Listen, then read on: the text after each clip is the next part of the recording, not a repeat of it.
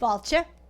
Welcome to part 3 of our book, Natural Causes. This is Irish Granny Tara, by the way. And we were just starting on chapter 7, the war between conflict and harmony. And she said that there is this paradox that exists. The counterculture, which was very all about not a lack of control, a lack of maybe boundaries. It was all about trying new things and being kind of wild and free, led to and used holistic approaches, the whole body, led to a whole new form of control, mind over body. And there's no evidence in the whole wide world, and I hear this a lot from people because I tend to be brutally realistic, I guess is how I would characterize it. I don't hold back from negative things because they're negative. And I absolutely do not believe that, as it's called, putting something out there, speaking aloud a negative concern is not going to manifest it happening. It's an expression of what your concern is. It's your thought, but I don't believe it's the intention about verbalizing it that can create the issue. And there's no evidence at all that thoughts cause a negative effect on health. That if you're a grumpy kind of person, that you're more likely to be unhealthy. There's zero studies have shown that. But we all tend to believe it. Be cheerful, think happy thoughts. Optimists do not live longer than pessimists. I find this to be excellent news. This makes me very happy. Wellness programs kind of act like placebos. They give people a sense that they're controlling something. And the whole idea of the holistic paradigm actually came out of computers. It came from a thing called systems analysis. It was all designed. Organizations are systems. The body is a system. Therefore, why not treat the body like an organization, right? They need to consider all of the parts together as a whole. And I thought that was true until I read this book. And then she cites all this scientific evidence that doesn't exist. She says there's never been a study. There are no studies. And I trust her opinion because it's not an opinion. She does the research. She's been much honored and acknowledged investigative scientific reporter. And if she says there are no studies that look at this, then I would believe her. What do I know? It's never been studied. They just came up with this idea from the Rand Corporation. It evolved from Robert McNamara during the Vietnam War, saw the military branches of the government when he became, I guess, Secretary of Defense. He saw that the different branches of the Pentagon competing for money. And so he decided there's no central control. This is chaos. This is ridiculous. So he decided to establish a program that was about the budget. It was a system for paying out all the different departments, branches of the military. And so they started applying this notion of systems.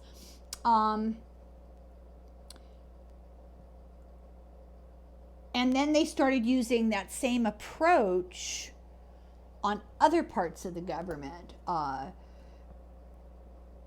The effort to rationalize military planning found itself enlisted into the service of America's fundamentally irrational war in Vietnam, and that effort was vaguely in sync with countercultural yearning for wholeness, a sort of a central control of the larger combo of things. So economic problems, equated holistic with good and economic issues with capitalism with bad. And holistic was good and anything less was a capitulation to the Enlightenment, science, capitalism, or whatever other evil force was believed to have smashed the human world into antagonistic fragments. To be holistic was to be kind, peaceable, inclusive, which of course is how every vendor of services seeks to be seen. You can even find holistic dentists, although a focus on any particular part of the body seems like a violation of holism. And I guess that's true. Holistic dentistry is kind of almost a contradiction in terms. Now, though, there's a move to integrate quantum physics and philosophy. So, and I tend to read, that really appeals to me. I tend to read books that kind of do that a lot, if you'll notice. There's a real connection, excuse me, between brand new areas of study in quantum physics and ancient philosophies. It's almost a full circle sort of situation. We're finally catching up in a way. We've always, just in general, humanity has always sort of assumed that all the parts of the body work in concert, kind of in harmony.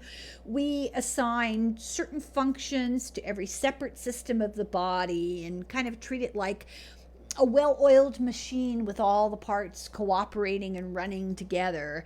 And this was explained by evolution. It's the survival of the fit. And time and evolution have weeded out anything that didn't contribute positively to this clockwork-like mechanism. So the body is a complex of systems functioning together for the good of the whole. That's the assumption.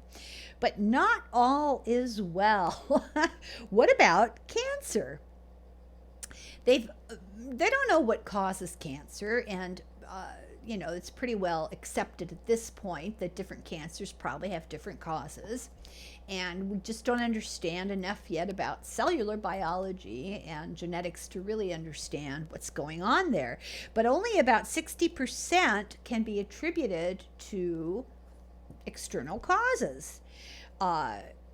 What about autoimmune diseases? Now, there's a situation where the body is attacking itself. The immune system, we now know, contributes to coronary artery disease, the inflammation as a result of the immune system is what contributes to blockages in cardiovascular disease. What's the function of melanoma? She says you have to admit that when you start to study the things that can go wrong with the body, it becomes apparent very quickly, as she said in the very beginning, in the introduction, that the body can become a battleground against itself. And the discovery of cells, the actual discovery of cells themselves, and then the discovery of DNA, and learning more about immunology, we realized that we were looking more at war rather than a dynamic functioning. The notion of a philosophical self, the organism, versus the non-self, invaders, was all a part of this whole primary assumption. And the more we get to know about it, the more there's a lot of confusion going on. We talk about the body, and it's reminiscent of military defense with regard to both weapon technology and strategy. Our internal army has at its disposal swift, highly mobile regiments, shock troops, snipers, and tanks. We have soldier cells, which on contact with the enemy start producing homing missiles, whose accuracy is overwhelming, as well as reconnaissance squads, an intelligence service, a defense staff. I mean, the military metaphor is used to explain or excuse autoimmune diseases. How accurate is all of this? Autoimmune diseases are what? Just a mistake? They can't be discussed scientifically without getting philosophical about it. It's very interesting. Everything became very utopian. The cell system was all functioning. The whole body was functioning holistically, but then there's this whole dystopian situation of an organism that's in a state of complete conflict. We can look at the autoimmune system as something gone awry in an otherwise holistic system, or we can look at it as just another indication of the fighting that goes on in the body all the time. And science doesn't quite yet know how to do this, how to figure it out. And one of the examples she uses is the progression of human thought on the menstrual cycle. She says, today it's presented as a good thing. Oh, it's no big deal. Now you can be a mother. And she says, well, why would a 12-year-old even think that that was something wonderful? She says, obviously it has a serious biological function. And they used to just think, well, it was clearing out the uterine lining. But in 1993, this woman, Margie Prophet, proposed the real function of a menstrual cycle was to cleanse the vagina of pathogens from an intruding penis. And this would upend ancient notions that the entire process of menstruation is unclean, just as the patriarchy had insisted for, millennia. She won a MacArthur Genius Grant for this theory of hers, and the author called her and asked her, might it not have been a risk factor in predator attacks? I mean, might this not have been the wisest thing in an evolutionary sense for women to be bleeding out in the wild? And wouldn't that have attracted wild animals? And she said she didn't have an answer. Today's biologists have they've moved to believe that the uterine lining may be greater in humans, and in its attempt to prevent any but the most robust and agile embryos from implanting. So that some biologists believe that this is a battle between a mother and a father, that the embryo is fighting to get itself implanted, and the mother's body is fighting to keep away all but the most perfect. And so his DNA is struggling to implant. She wants only the best with the best chance of survival. And there's this, once again, a metaphorical battle going on. Another biologist, a guy called Haig, said, well, it's not the mother and father in battle, it's the mother and the embryo in conflict. The endometrium is a lethal testing ground. It's an arms race to implantation, and the fetus has a negative effect on the mother, which, it's true. Pregnancy is a huge stress.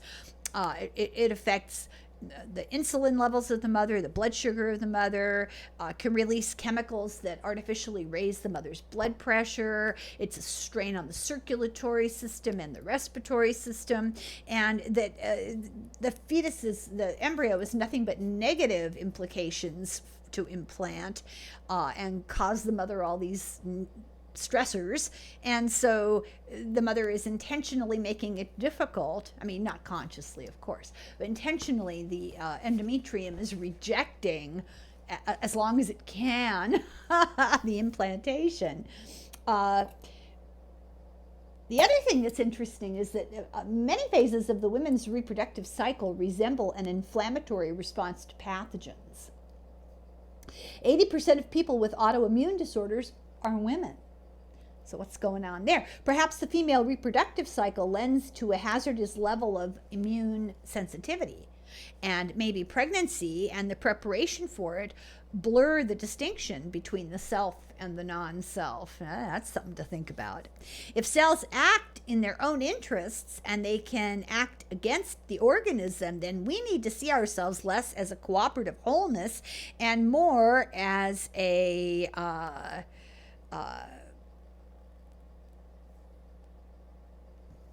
socioeconomic conglomeration of microorganisms, a microscopic battleground. We need a paradigm that includes the harmony and the conflict. So before we knew as much as we knew, before we knew now what we know now, because we've learned a lot, we could make assumptions about things like how the immune system works and how different other systems in the body work together for the benefit of the whole. And the more we learn, the more we realize that that's not true at all, that there's all kinds of battles and rejections and inflammations and situations going on internally of which we've never been aware before.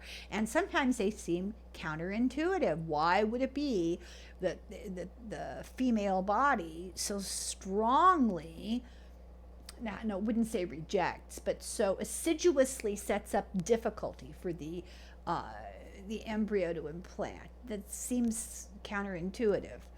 So it's hilarious to me that the more we learn, the less we know. Chapter 8 she calls cellular treason. She says the first cells that we ever really learn about when we study cell biology is amoebas. And what if our own cells were more like amoebas? What if they could be autonomous in the way that amoebas are? For example, an ectopic pregnancy. That's a pregnancy that implants itself inside the fallopian tubes or elsewhere in the body that it's not supposed to be. Breast cancer cells actually travel to the brain and disguise themselves as neurological cells in order to colonize the brain. So are processes in place to keep this to a minimum? Sometimes. Tissue cells of the same system, so like heart cells or liver cells or whatever, they're kind of glued together with their fellows, and all organs are surrounded by protective membranes. It's like a barrier. It's like being wrapped in saran wrap. Some cells are supposed to wander, and they're supposed to get involved, like white blood cells, leukocytes, and macrophages. We talked about those before. And when macrophages are mature, they look like amoebas in behavior, and they're called garbage collectors, and they even genderize them. This is really funny. She pointed this out. They're sometimes called little housekeepers, but they're always considered second class to lymphocytes in the immunological system. They've discovered that macrophages are not clearly the good guys that clear out invaders that they used to think, that they gather at tumor sites and cheer the cancer cells on to grow more. But medical science still encourages us to boost our immune systems, and we may be encouraging our macrophages to help cancer cells grow tumors. So maybe it's not such a good idea to boost your immune system. Maybe you should just leave your immune system alone. They seem to be ignoring the fact that part of our immune system goes over to the other side. They're traitors. In 2012, reports of macrophages' role was discovered in injury-induced sarcomas. So sometimes people will have an injury, a blow to a part of their body, and later in that part of their body, exactly where the blow was, they'll develop a sarcoma, a tumor. And in 2012, they did a study that showed that macrophages actually induced them. So macrophages supply cancer cells with growth factor. They build new blood vessels at the sites of tumors so that tumors can grow more efficiently. They make up 50% of a tumor's mass. They're needed for metastases, for the spread of tumors. And in mice, if they remove all the macrophages, metastases stops. That's really interesting. So there appears to be a positive feedback loop between cancer cells and macrophages. They work cooperatively together. They excite one another and they encourage metastases. Now we can observe the macrophage helps cancer cells break through the cell walls of blood vessels to spread. And the reason we can do that now is they've got this new invention. It's a new kind of a microscope that's stronger. At the site of new tumors, the macrophage helps send new blood vessels, build new blood vessels to feed the tumor. Also, we now know they're involved in acne. And she says, guess what? Acne's not caused by bacteria. Sorry, FISA hex. Also, macrophages are involved in diabetes, arthritis, and osteoporosis. They also play an important role in atherosclerosis, hardening of the arteries, cardiovascular disease. Now the new fad is inflammation. Everybody's always talking about inflammation. And the new anti-inflammation diet, which is no dairy and no meat, has not really been proven to be in any way effective against preventing inflammation. They've discovered probably an infinite number, I can't read my writing, an infinite number of the types of macrophages that exist. They keep changing. Are they mutable? They must. Otherwise, how could there be an infinite number? Are they just doing whatever they feel like to their own advantage? That's a scary thought. So in chapter 9, she talks about that, tiny minds. The Russian zoologist Elie Mechnikov studied macrophages like a naturalist. He watched their behavior like they were little animals, and he was hiding behind the trees watching them.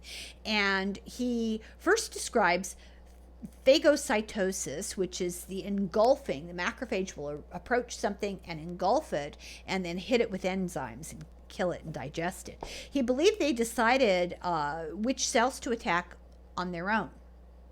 And this notion was rejected as too vitalistic, too mystical. How could a microscopic cell make decisions? It doesn't have a brain. I mean, what do you mean it's making its own decisions? There was much ridicule for the concept, but today,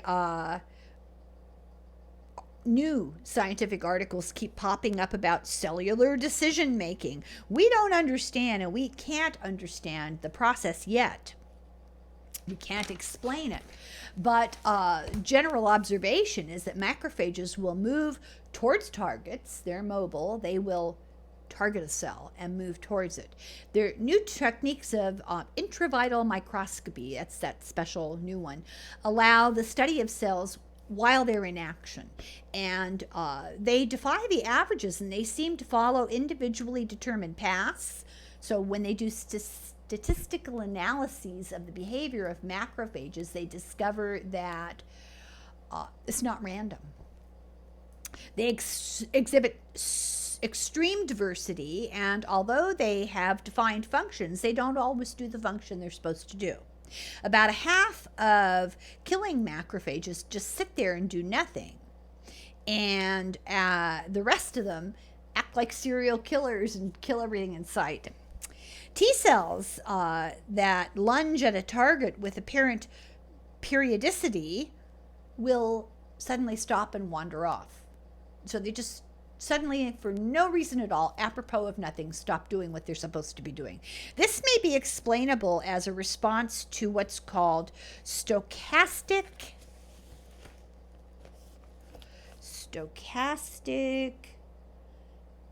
well, it looks like stochastic mouse, but I have a feeling that's not right. Let's keep reading. In a fluid or a gas, molecules in motion are in a motion, and this motion is determined by the temperature and the behavior of the cells around them. And this is stochastic motion. And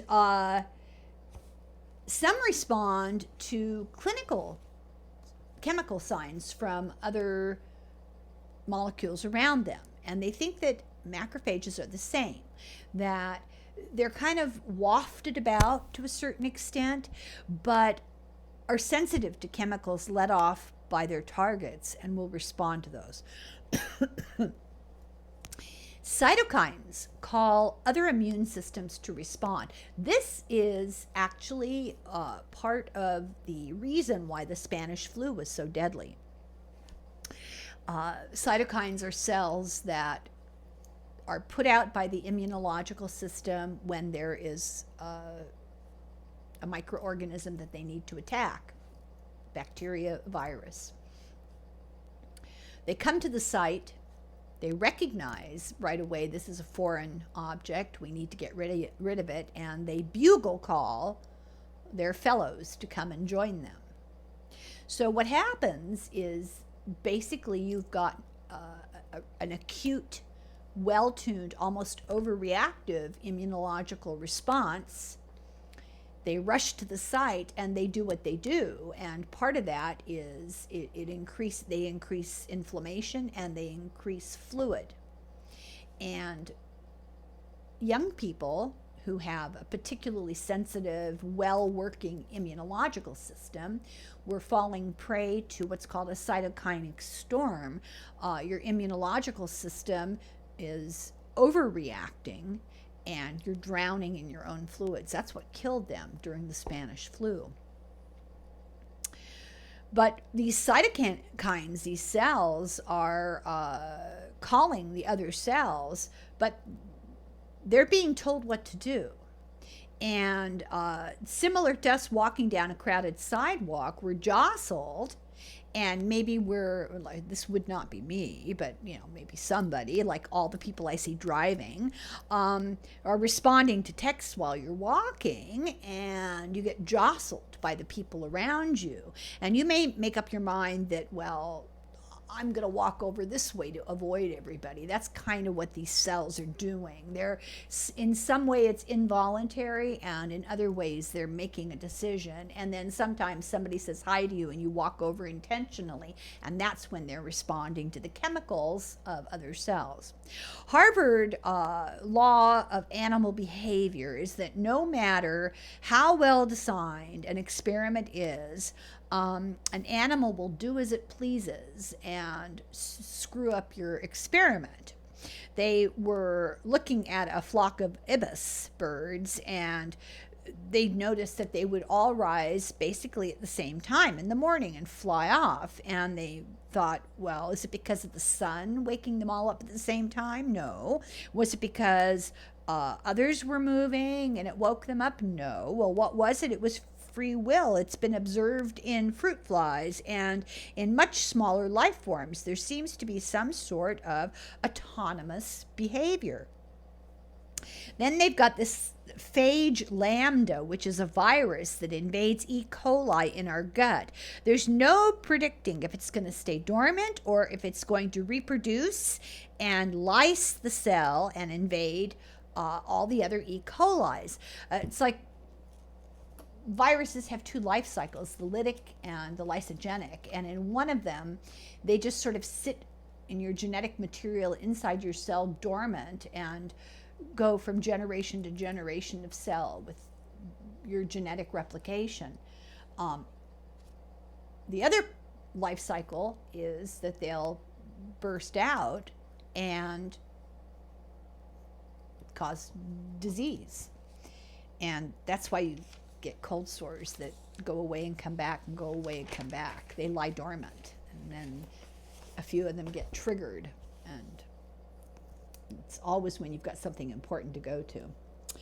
So you would think that this is some sort of decision making being done by these cells. How do they do this? It gets more random as things go to the quantum level. There's more random behavior. The behavior of subatomic particles is inherently unpredictable, like a sort of atomic free will. It's not saying that they have a consciousness, it's just they have a sort of agency or ability to initiate action, and it's more primitive or rudimentary than consciousness. Science says this is a human trait. that we see agency, we attribute patterns and agency and plan. For example, the gods where there are none. This is one of the times when maybe she's implying that she doesn't believe that there is a hand of any kind of power behind anything that happens, that people have created those stories to explain because that's how our brains work, but nobody knows anything. So the conclusion of this book is nobody knows anything about anything. But anyway, the gods are attributed or blamed for all sorts of things where there's no activity of the gods. This tendency to think this way is a survival advantage. It's for protection. We become hyperactive agency detectors. We see faces in the clouds. We hear voices of anger when we hear thunder. This is actually the key scientific argument against religion. We have to recognize that our relationship to predators was often ambiguous. Before we hunted, we fed on their scraps. We needed them. They needed to eat us, but we needed their leftovers. And the predators were sort of providers like the gods. It's an interesting paradox, an interesting conundrum. She argues that the notion of nature as an inert mechanism is a big mistake. It turns out that nature is less of a companion and a threat and more of a kind of a resource to be exploited. We wrote it off as a complexity of molecules, molecular events that could be explained and described, and this has a certain amount of hubris. We tend to lack humility. We tend to put ourselves foremost in every relationship. Nature, it's there for our use. Maybe nature doesn't really have its own agenda, We aren't the sole authors of our destiny, or of anything, actually, is the conclusion that we're being led to through science. Sort of out of our hands a lot. Let's see here what she says. You may exercise diligently, eat a medically fashionable diet, and still die of a sting from an irritated bee. You may be a slim, toned paragon of wellness, and still a macrophage within your body may decide to throw in its lot with an incipient tumor. Elie Metchnikoff understood this as well as any biologist since his time ever has. He's the guy who studied the macrophages. Rejecting the traditional and continuing themes of harmony and wholeness, he posited a biology based on conflict within the body and carried on by the body's own cells as they compete for space and food and oxygen. We may influence the outcome of these conflicts through our personal habits and perhaps eventually through medical technologies that will persuade immune cells to act in a more responsible way. But we cannot control it, and we certainly cannot forestall its inevitable outcome, which is death. So now, chapter 10, successful aging. This is fun. The pressure is on to be fit and slim and in control into old age. Exercise 6 days a week. This is, she says, one of the bossier self-help books for seniors. Exercise 6 days a week for the rest of your life. Sorry, but that's it. No negotiation, no give, no excuses. 6 days, serious exercise until you die. You may wish for death. You have to exercise or you will get old. People older than 55 are the fastest growing in numbers of gym memberships. The price of survival is endless toil. It's so grim. For example, of healthy aging, we are often referred to Jean-Louise Calment, a French woman who died in 97 at the age of 122, the longest confirmed human lifespan. She never worked in her life, but it could be said she worked out. While he was still alive, she and her wealthy husband enjoyed tennis, swimming, fencing, hunting, and mountaineering. She took up fencing when she was 85, and even at 111, when she was in a nursing home, started the morning with gymnastics performed in her wheelchair. Anyone looking for dietary tips will be disappointed. She liked beef, fried food, chocolate, pound cake. Unthinkably by today's standards, she smoked cigarettes and sometimes cigars, though anti-smoking advocates would be relieved to know she suffered from a persistent cough in her final years. This is successful aging, which, except for the huge investment of time it can require, is almost indistinguishable from not aging at all.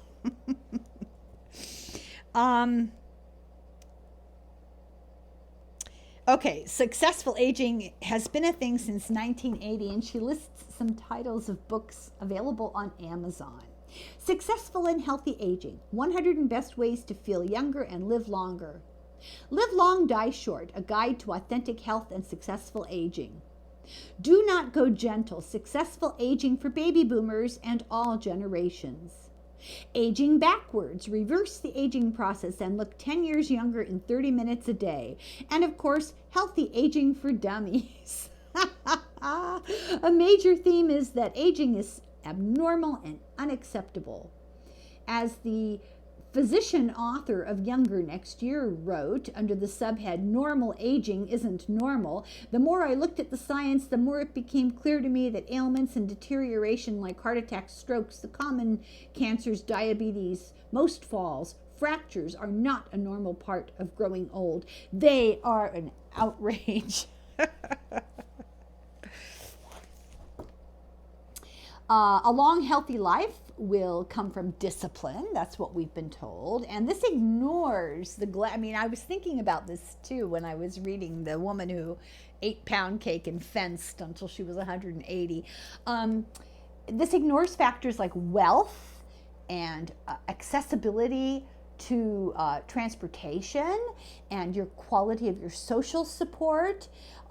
If you're on your own, except for your fitness trainer or your anti-aging guru, that's not much of a life. There's no clarity at all about dieting. Paleo, gluten-free, low-fat, intermittent fasting, it's crazy. The general rule is deprivation. If it hurts, it's good for you. If I can discern a general rule, it's governed by deprivation. Anything you like to eat because it is, for example, fatty, salty, or sweet, should probably be put aside now in the interests of successful aging.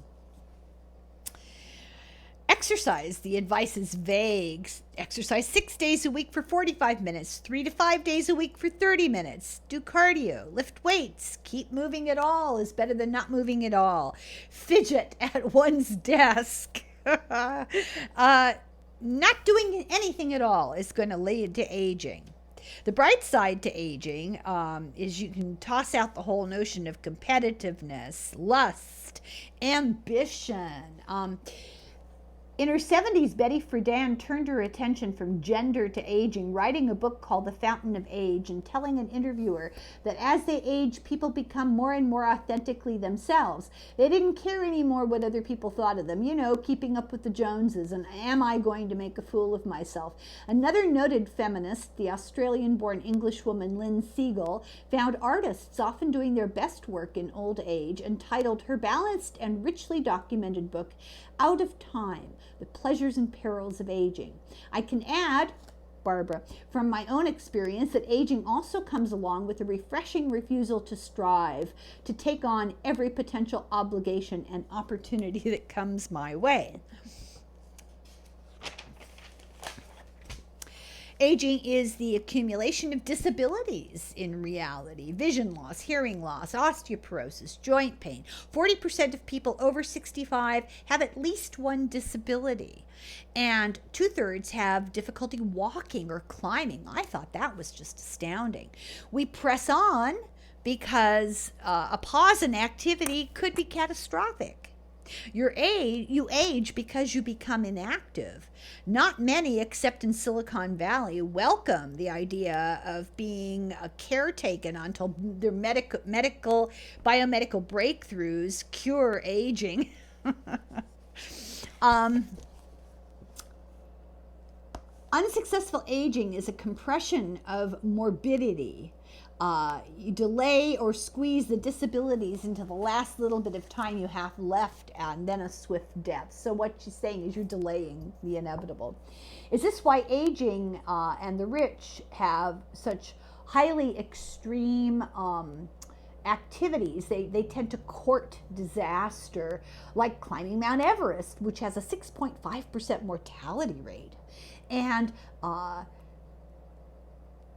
it also costs a minimum of $100,000, not counting equipment and airfare. God. Our efforts to age and remain fit may be ensuring longer years with crippling or humiliating disabilities associated with them. You may find yourself strong enough to be in a coma longer. The price we're paying for extended lifespans is a high rate of late life disability. There are no guarantees. Skincare. Oh, I love the ads for skincare. They promise age defying and now age reversing. They always have somebody who's about 18 talking about her horrible skin. To appear young is to feel better about yourself, or so you're told. And now there's all this celebrity wellness, the entrepreneurs like Gwyneth Paltrow and Blake Lively. I keep hearing Gwyneth Paltrow through all of this, and I'm going to have to figure out what it is that she does that's such great advice. I don't know. The general assumption is the customers have plenty of time and money on their hands if these people are selling, health. Money on their hands for things like a $60 skin rejuvenating pillowcase with patented copper technology, or a $5,000 radio frequency skin tightening treatment. If you have enough money for such gadgets and interventions, you can presumably buy your way out of the strenuous younger next year approach to aging and take a more sybaritic path, one designed not to challenge but to pamper.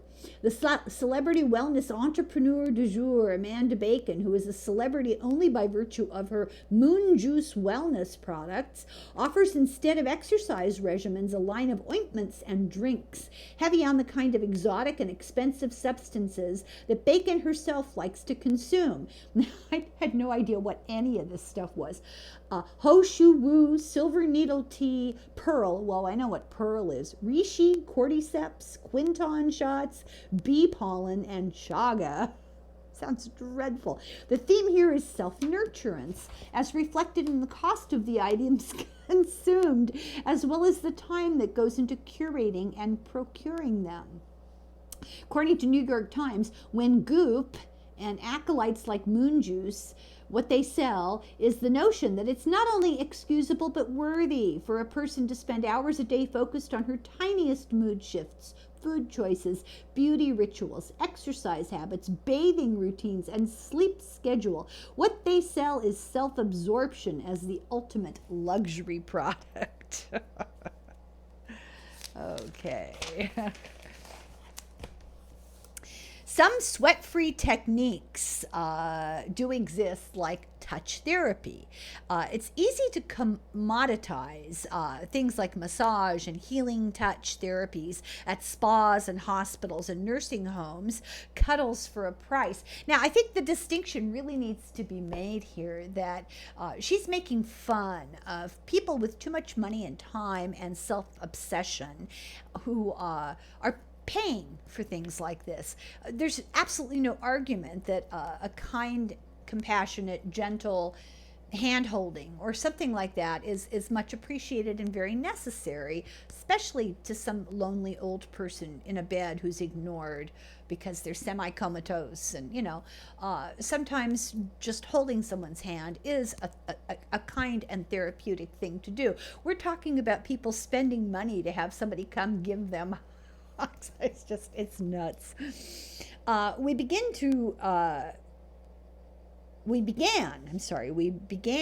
to regard aging as a disease instead of a normal part of the life cycle. Women especially require all kinds of intervention, monitoring, and control from puberty through aging.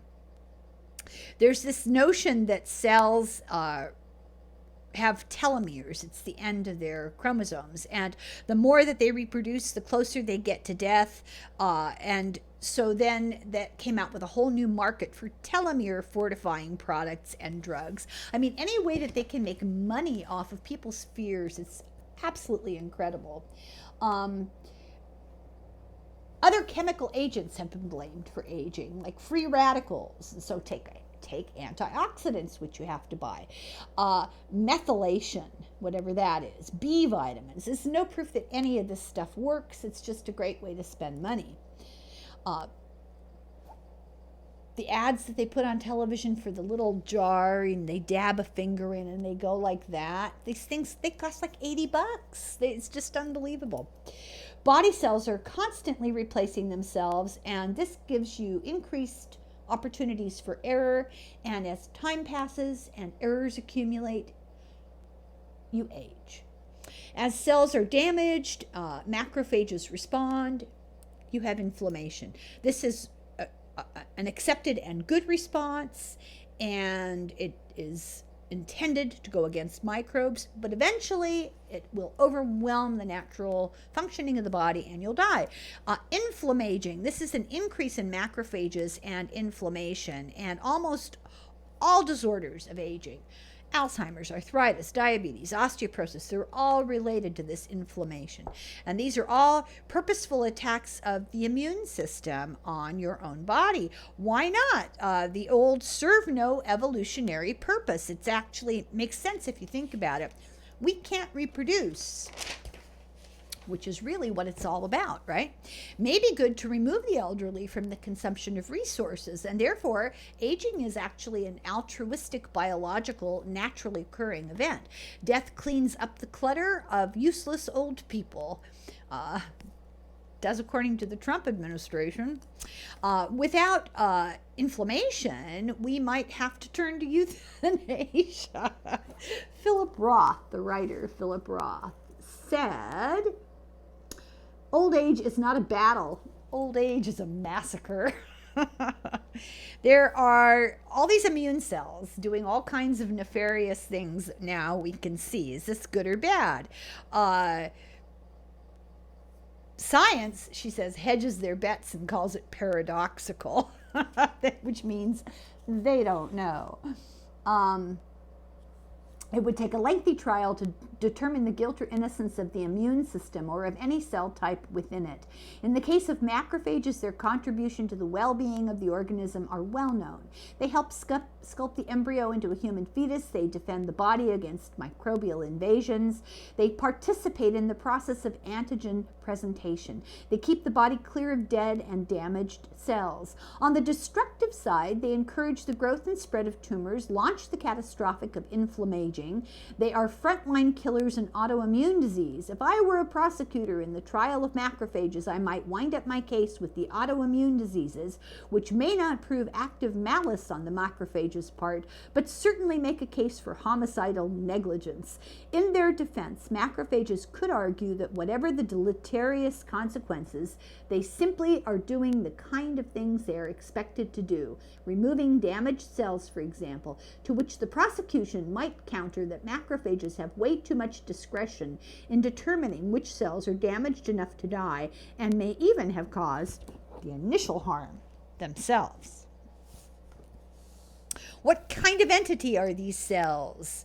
Are these cells really immune cells? Are they nerve cells? They live in symbiosis, and we don't always share their agenda. There is nobody in charge. Shakespeare says we fatten ourselves for maggots. Barbara describes decomposition in detail, gross detail, which I decided to skip. You're welcome. And she says it kind of reminds all of us of our recent obsession with zombies. It's more about it's an obsession with death. Chapter 11, the invention of the self. So, who is in charge? Who is controlling our bodies? Looking at decomposition is a powerful motivator to look for an immaterial essence that does survive all this disgustingness. In the presence of a corpse, conversation is less about mind body and more likely to be about the existence of the immortal self. Buddhist monks practice corpse meditation to impress upon themselves the impermanence of life. And then, by the way, corpse meditation is sitting around meditating with a corpse in the room. And, the Catholic Church has a ritual every Ash Wednesday where they bless your forehead with ash and tell you, remember, man, that thou art dust, and unto dust thou shalt return. That's a cheery little ceremony. She says there's no evidence for the existence of a soul. There's no trace of it in an autopsy. Something, maybe it's delocalized. There's no one particular place you're going to find it. In 1901, this doctor said the body loses 21 grams or 3/4 of an ounce at the moment of death. Is that the soul? The notion of an immortal soul, it's actually not in the Bible. It came to Christianity from the pagan Greeks long after the Bible was put together.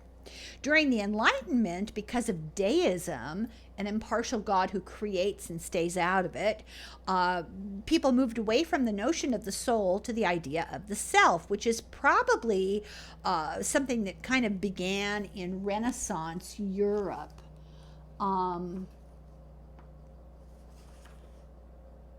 Historians generally agree on the vague proposition that nothing like either the soul or the self existed in the ancient world.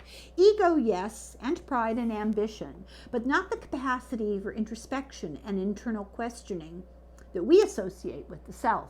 Achilles wanted his name and deeds remembered forever. He did not agonize over his motives or conflicted allegiances. That sort of thing came later. In the 16th and the 17th century, there was the emergence of the idea of modern man and an awareness of the individual self. People became obsessed with things like mirrors and self-portraits and autobiographies and began to explore the notion of finding oneself. The idea of an inner private self was a very novel idea, and Rousseau announced triumphantly, I am forming an undertaking which has no precedent, and the execution of which will have no imitators whatsoever. I wish to show my fellows a man in all the truth of nature, and this man will be myself alone. I feel my heart, and I know men. I am not made like any of the ones I have seen. I dare to believe that I am not made like any other that exist. If I am worth no more, at least I am different. Rousseau's was a major influence on the French Revolution and its ideas of individual liberty and fraternity. The self was an invented concept. Other new ideas that came kind of hand in hand with that were society, which is an aggregate of individual selves. The concept of society is a true reflection of the individual comparing the self to others.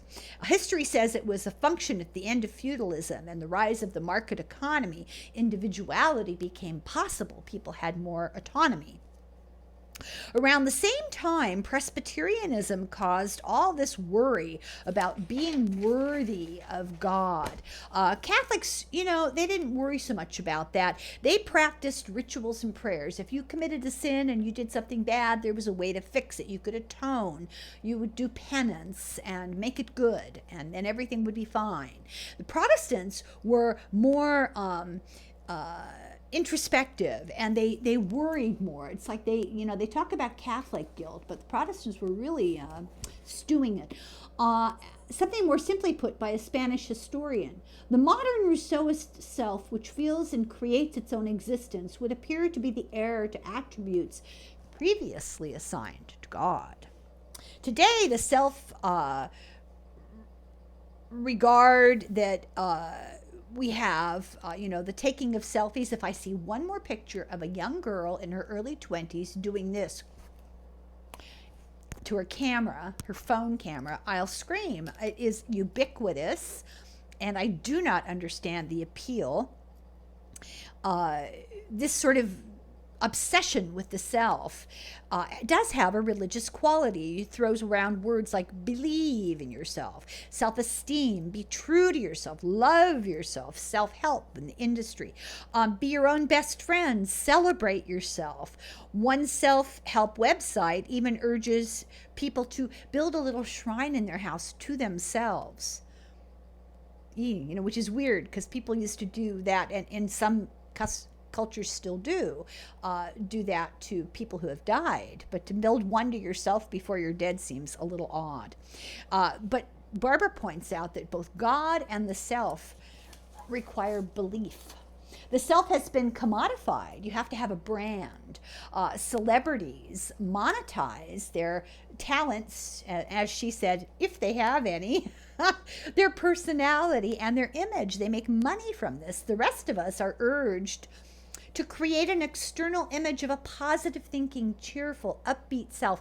When you're job searching or, just the image that you present to the world, you're encouraged to have that sort of self. It hides our darker side, our fears, our resentments, our doubts. We're supposed to give ourselves internal affirmations.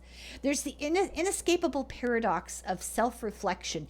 How can we, the self, be known to the self, and who is doing the knowing? If we love ourselves, who's doing the loving? How to be both subject and object.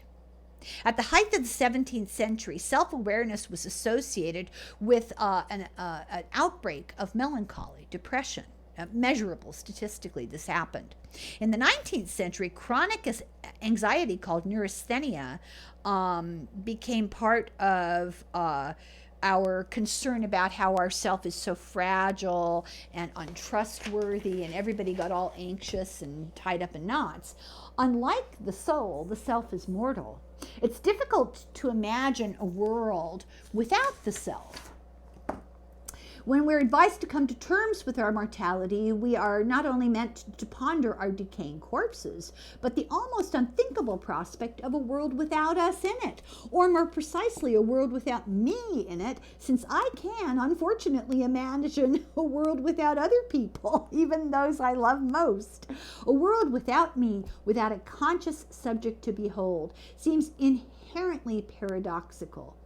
Couldn't I imagine this familiar world continuing in existence even though I no longer exist? If I tried, it would be a world imagined by me. He just goes on. We are deeply invested in the concept of conscious self and have difficulty imagining that ourselves being gone and being a world being without us. Secular people seek immortality by doing things like creating a bucket list or leaving a legacy, like an emperor who plans his own mausoleum. I always thought it's weird people plan what their funeral will be like. I think paying for a funeral is a good thing to do, but they try to orchestrate what's going to happen after they're dead. And I guess it's about how you want to be remembered and, keeping that image. One well-known public figure of her acquaintance devoted some of his last months to planning a celebration of his life, featuring adulatory speeches by numerous dignitaries, including himself. Sadly, a couple of decades later, his name requires some explanation.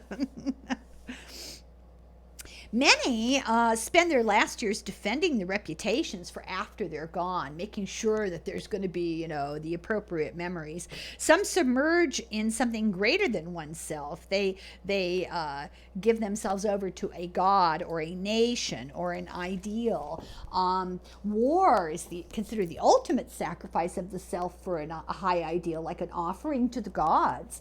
And like Joe Hill, that song about the labor union guy, some believe the cause will live on, and revolutionary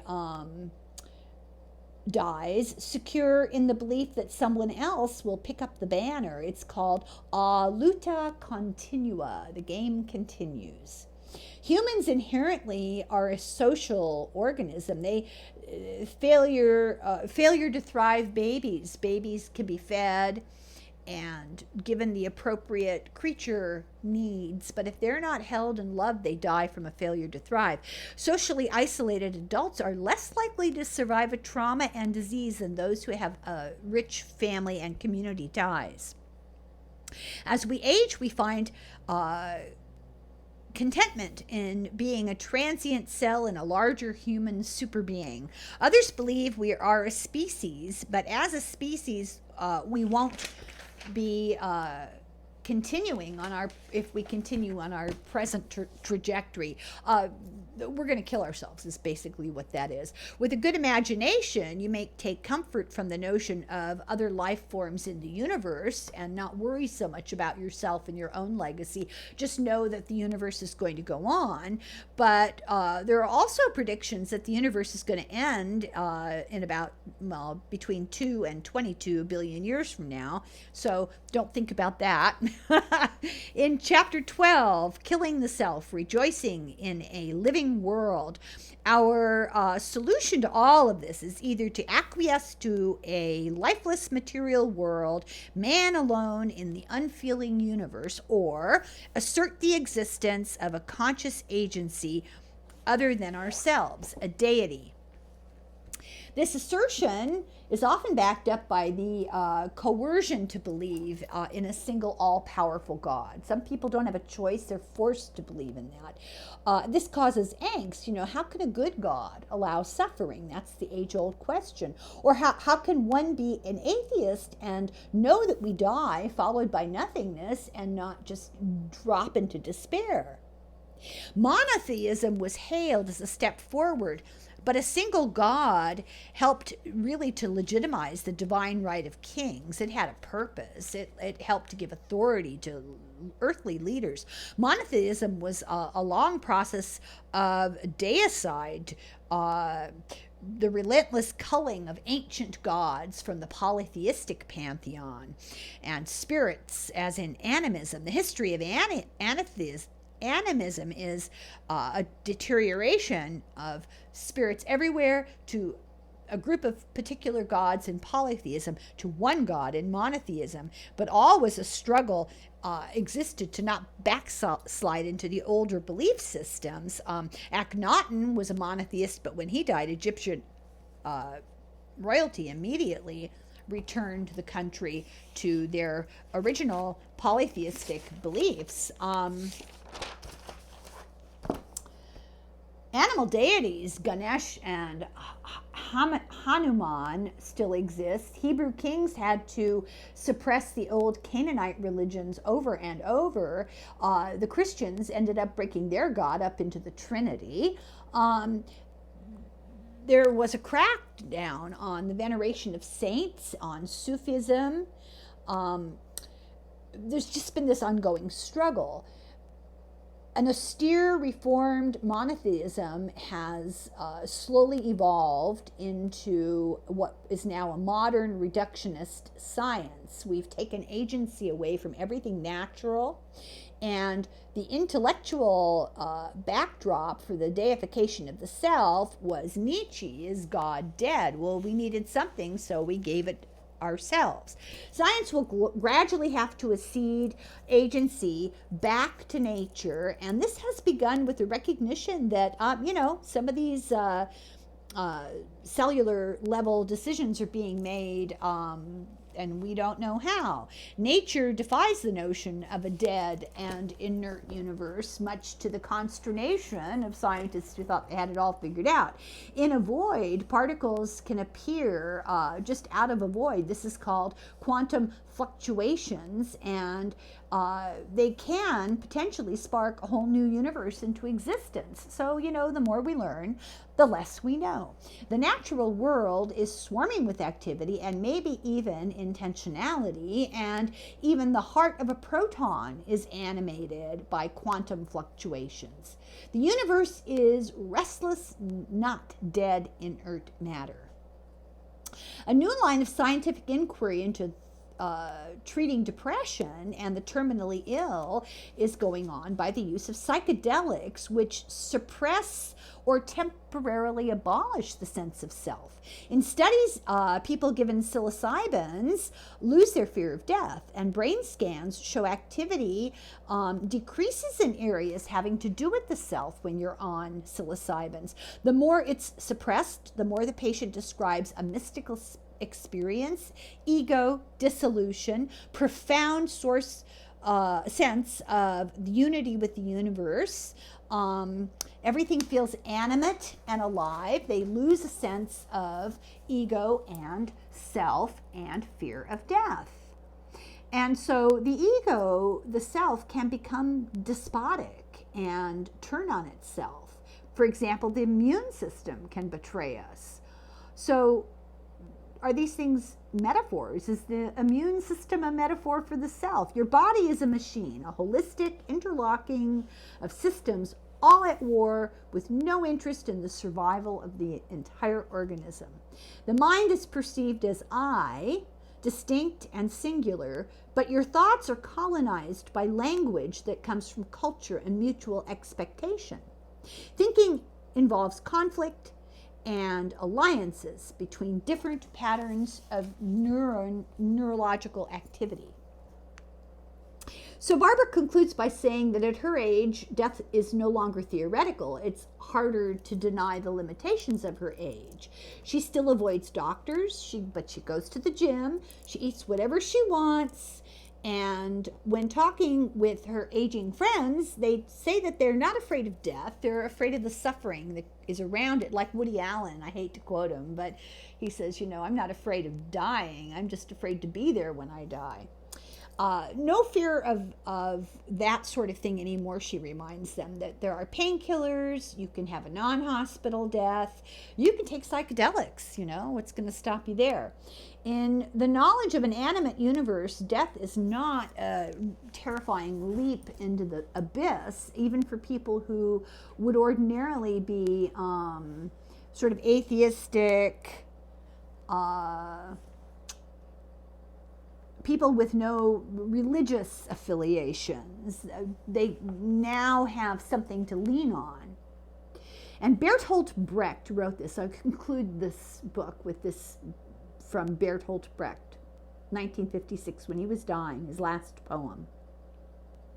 When in my white room at the Charité, that's the hospital, I woke towards morning and heard the blackbird, I understood better. Already for some time I had lost all fear of death, for nothing can be wrong with me if I myself am nothing. Now I managed to enjoy the song of every blackbird after me too. He was dying, but that was all right. The blackbirds would keep singing.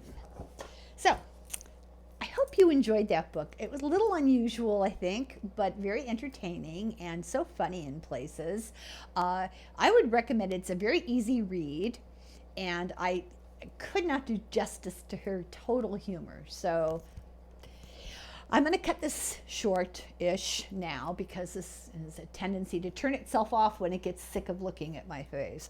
Thank you very much for watching, and tomorrow, all things being equal, I hate to make promises I can't keep, but all things being equal, tomorrow we'll do some cards on all of this. Please think up some good questions for me. Write them in big letters at the beginning of your comment, and I'll scroll through real fast and make a list. And in the meantime, I recommend this book, Our Malady by Timothy Snyder. He wrote the lessons from the 20th century on tyranny that we're doing. And then this is our book, Barbara, Natural Causes. And she's written a whole lot of other really good books. I love her as a writer. She's so funny. So that's the end of that, and have a nice rest of the evening and a good weekend. And hopefully we'll read cards tomorrow. And in the meantime, Slán go fóill and Sláinte, which means to your health.